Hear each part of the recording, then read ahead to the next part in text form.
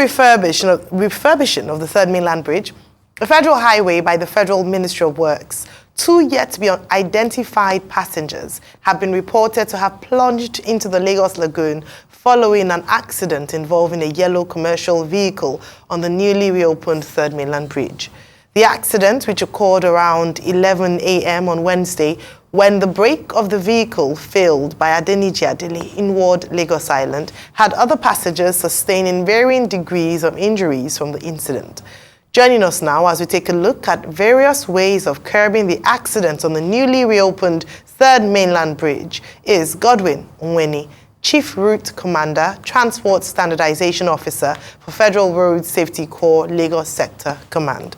Good morning and welcome to the morning show. Good morning and thanks for having me. Good morning, Mr. Umweni. Great job that the Tinubu administration has done with the third mainland bridge. We had the Minister of Works, Senator Umahi, on this program yesterday, and he talked to us about, look, it's not just the upper part of the bridge; they're also working on the underwater and all of that. So great work. But we're told that speed limit has been placed. Is it 80 kilometers per hour or so on the third mainland bridge? But since that bridge, the reconstruction and all that, we've had 2 accidents. One bus almost going to the water, but it was kept back by the barricade. Then the other one, 2 people jumped into the, were thrown into the water as a result of accident. So what is FRSC doing about safety on that bridge? People naturally get excited. They see a beautiful road, repainted with lights and all of that. So what exactly, is the FRSC doing to make sure that people don't commit suicide out of unnecessary excitement on that bridge and maybe on other roads in Lagos too? Thank you so much, Dr. Abati. I like the expression you used, that people shouldn't commit suicide. I drove on the bridge while I was coming to the studio this morning, and I must say I was impressed at what I saw, better than what it used to be. I think the problem here is addressing the attitude of drivers. Government has done its own part by refurbishing the bridge.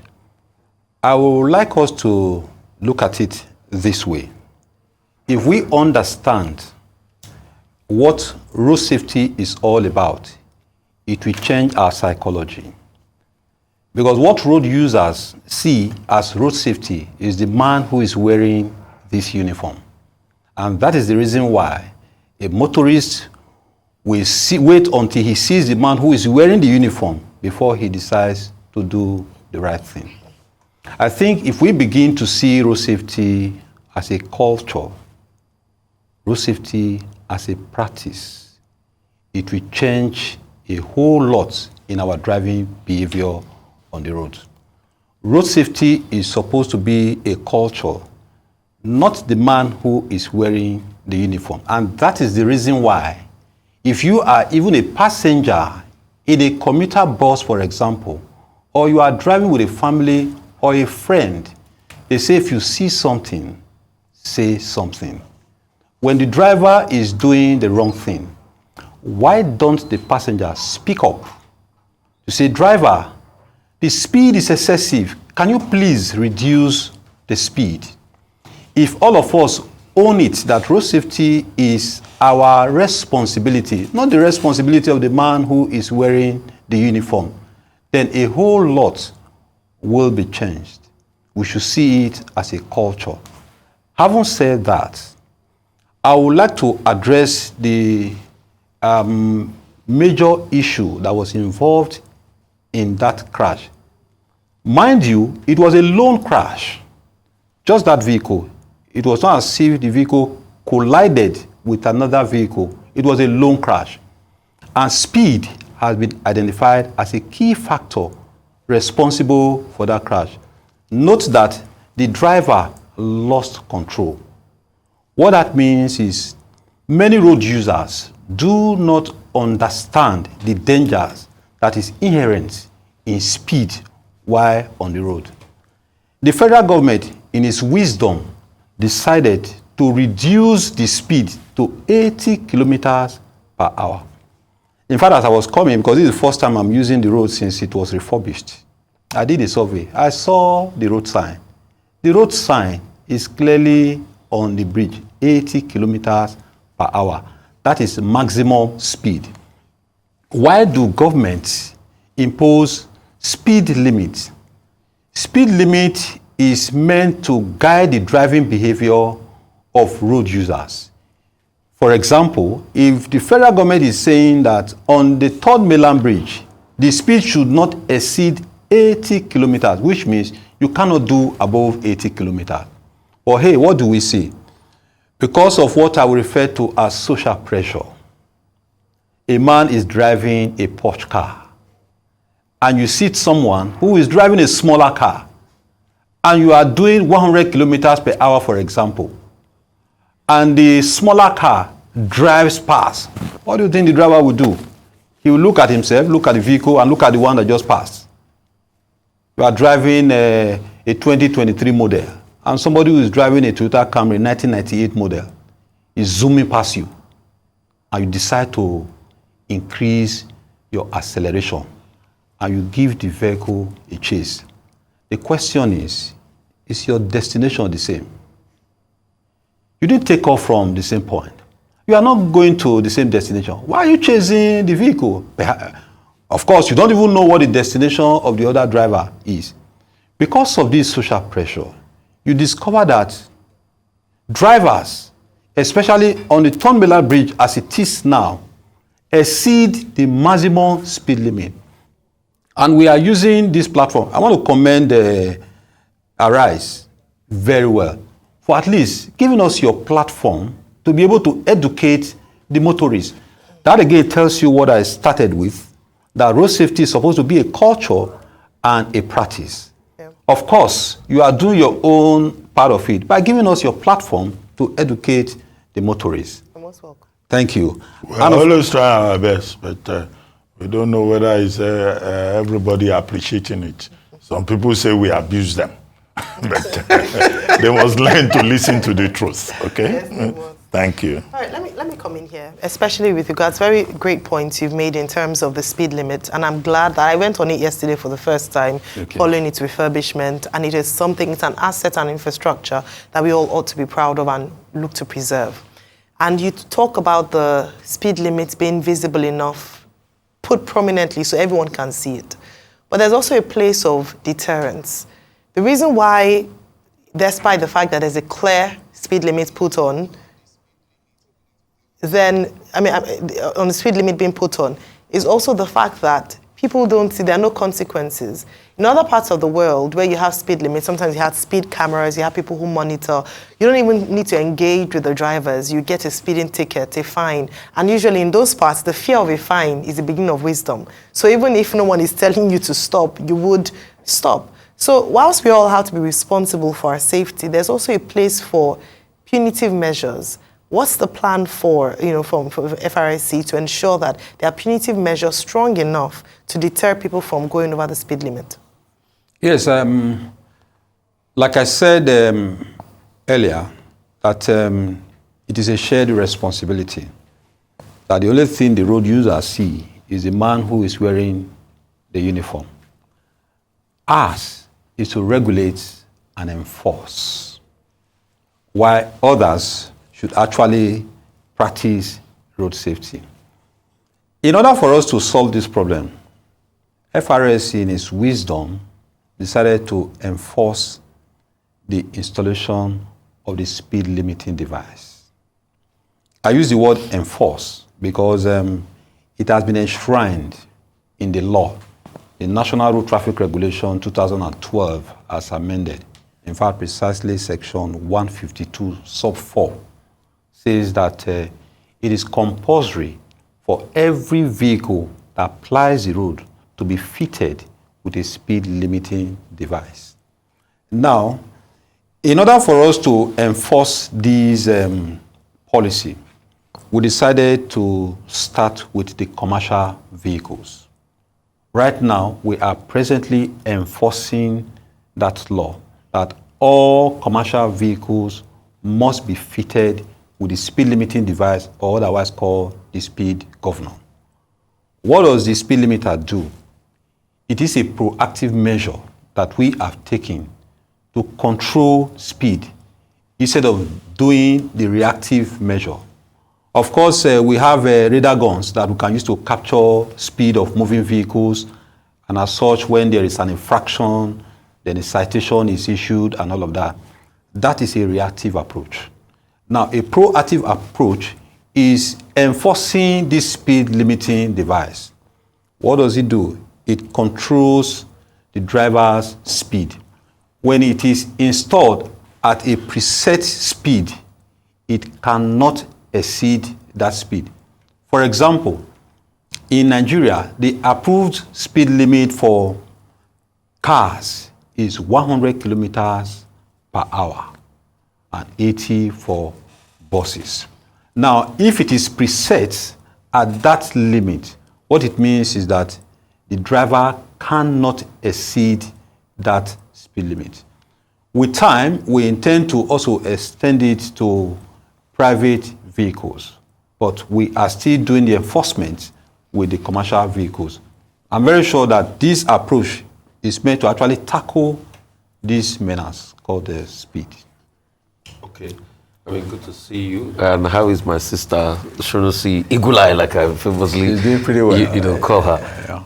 I just want to ask, so I think, is that speed limit, has it been revised to 100 kilometers? Because formerly, if you check highway code from back then, it used to be 120. Okay. Is it across every road? And where are the roads where you have those speed limits of, 100 kilometers per hour? Like take, for instance, Lagos, Ibadan, there are other highways. Because even in developed countries, there are roads that have no speed limit. There's one very popular in Germany called the Autobahn. Yes. That has no speed limit. Yes. And, there are people that do 200, 300 yes. on those roads. So do we have any road like that, or all roads? And also, what is the speed limit for interstreet roads? Because one other problem we have is that there are not appropriate marking limits. So take, for instance, I'm driving within a street. You get into a street, you see a zone that you see 20 kilometers per hour, but you don't see that. It's only on the highway roads that you see that. Secondly, how about the use of speed cameras? That's another one. Also, let's talk about breathalyzers and mental functioning of the drivers, and advocacy by also the driver unions and things like that. I think I just want you to talk through all of this and, drink driving and some other attendant problems around that area. It's okay. Let me, first of all, correct that impression. The maximum speed as approved by Nigerian government is not 120, but 100. If you check the highway code right now, every country has the legal right to fix speed limit for every particular road. Like you did mention, it is true. I think that is perhaps the only road that does not have a speed limit in Germany. Yeah, Autobahn. Yes, yes.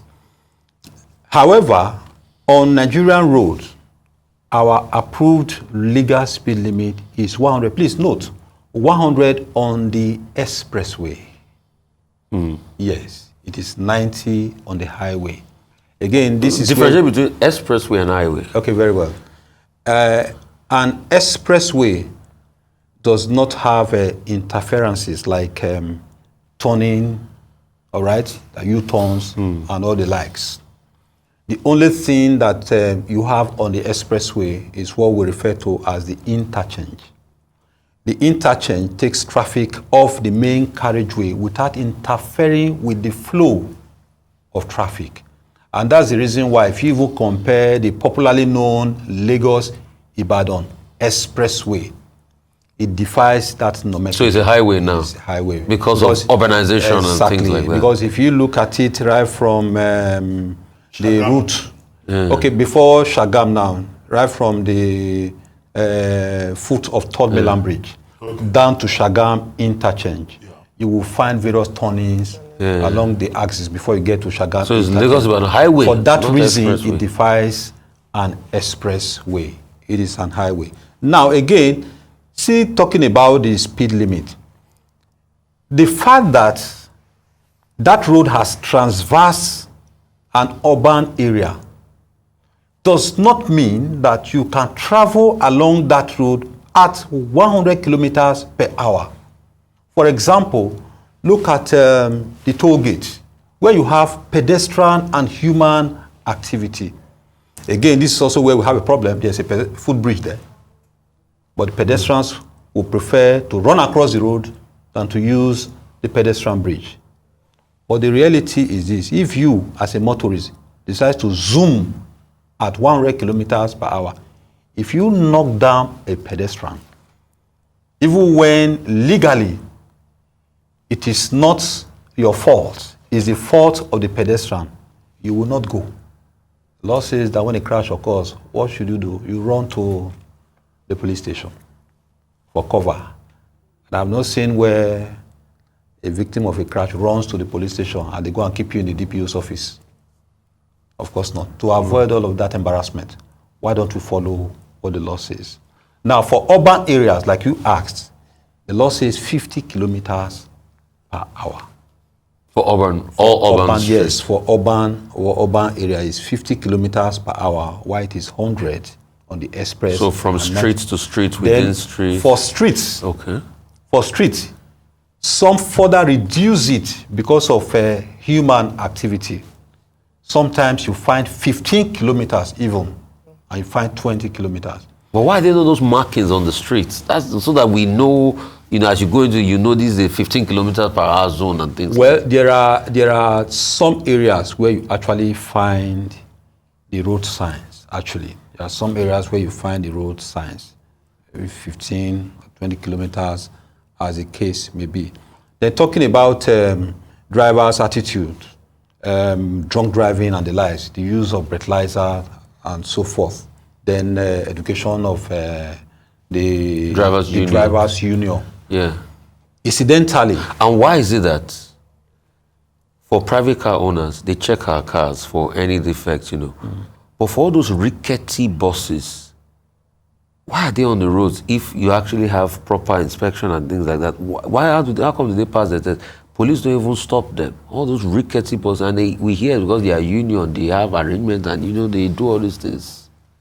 You see, as a matter of fact, in this regard, we have to give it to Lagos State government. Lagos State government have a very credible transport policy. You see, there are situations where you have to use policy to address the situation instead of using a draconian measure that may elicit further negative reactions. If you remember, for example, Dr. Abati will know about this. Some time ago, the trend in Lagos was Molue. Yeah. And how was Molue phased out? It was a matter of policy. When the introduction of the BRT buses came on board, it is not left for you as a passenger to choose whether you will settle for the Molue or the BRT bus. And gradually, those buses were leaving the roads of Lagos. Okay, example of this bus. Look at this bus. Yorubas have a degbe.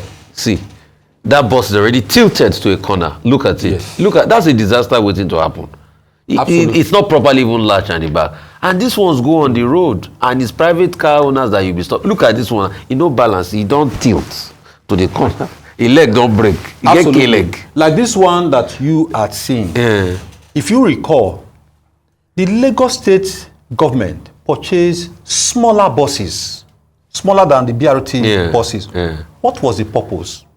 And they started reconstructing the laybys, like you even have around the Ogunusi Road. Yeah. What was the purpose? The purpose was to infuse those buses into the system, and gradually it will take care of what you are seeing on the screen.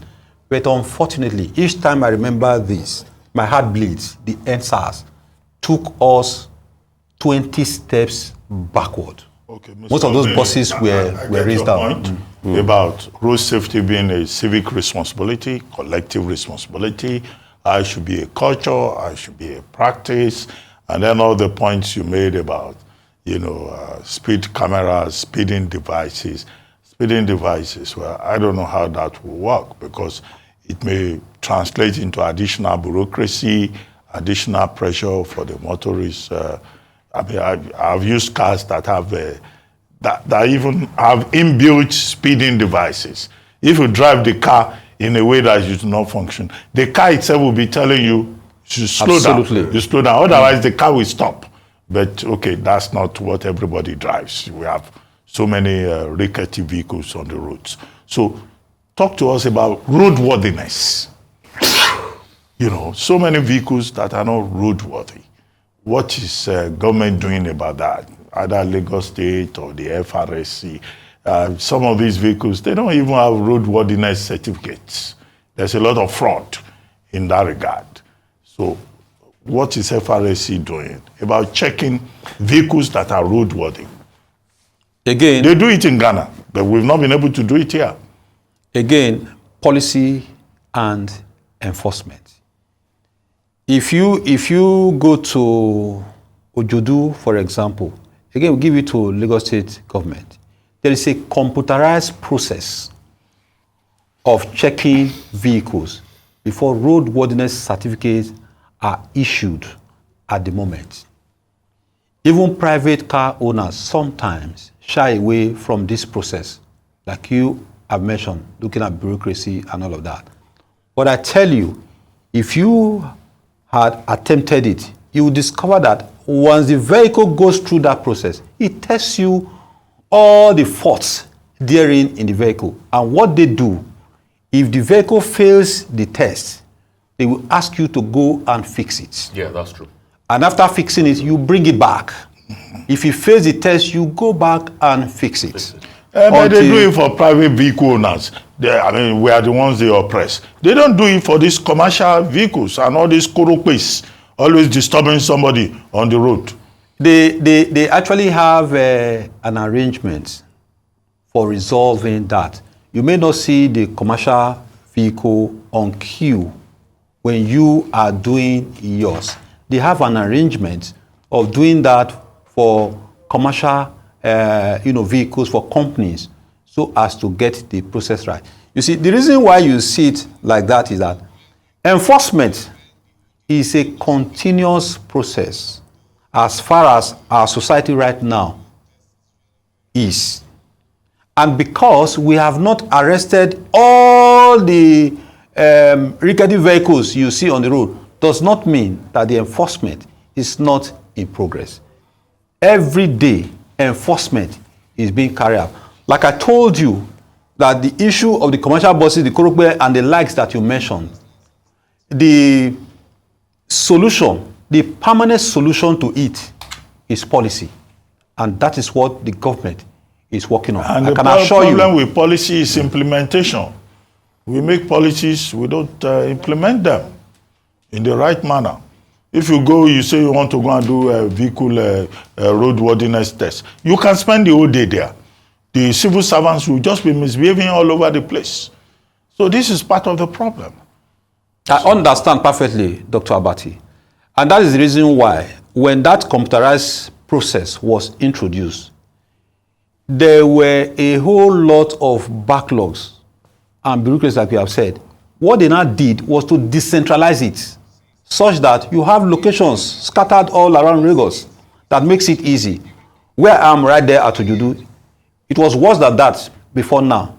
But if you come in, it is easy for you to conduct your vehicle test and the roadworthiness certificate is issued compared to what it was when it was just introduced. It is getting better by the day. Well, I applied for a renewal for mine last year, almost a year. They've given a temporary one. Just speaking for a number of people have these challenges. But just to assure people, how can people report racketeering by civil servants in your offices? Are there ways, whistleblowing, that people who have a bad service can contact your office or any office that you have in place for that? That's one. And then for your officers, what kind of training do you have for them? Because the complaint as well is how they,